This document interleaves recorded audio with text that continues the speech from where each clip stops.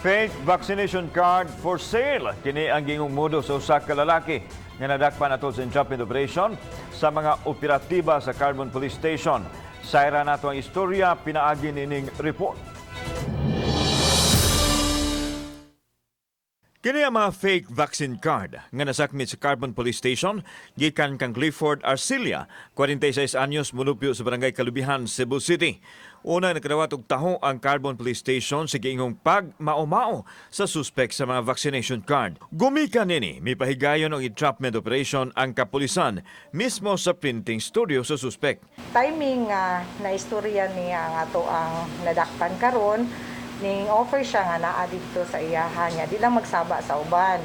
Si Kunsel Dave Tumulak nangunay sa pagsusi sa vaccine card nga nasakmit og nasuta nini nga dili sa dakbayan sa Sugbo ang napiki nga card kundi sa dakbayan sa Mandaue. Bisan pa man nini, mi paniguro si Tumulak nga adunay mga security features ang matag vaccine card aron dili magamit sa binuang. Giulagway sa mga otoridad nga delikado ang gihimo sa suspek o sa mga tao nga midangop niining maong modos tungod kay dali raman makalusot-lusot bitbit ang card apan walay bili tungod kay posible man hinuon kining hinungdan sa pagkatap sa virus. Mo rin nakalisod lagi, maglisod ta pag-verify, especially guway mga QR code.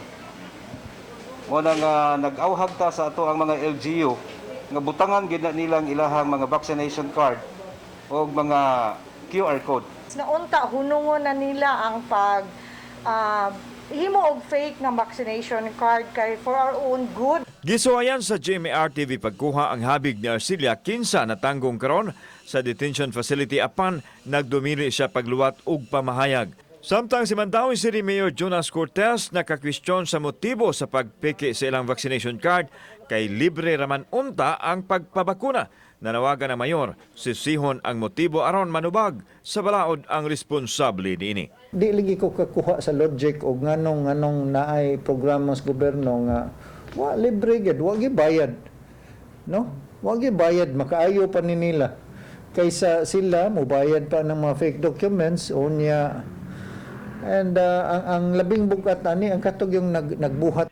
Kauban si Clifford Lumayag ug Godfrey Relian, ako si Alan Domingo. Balitang Bisdak.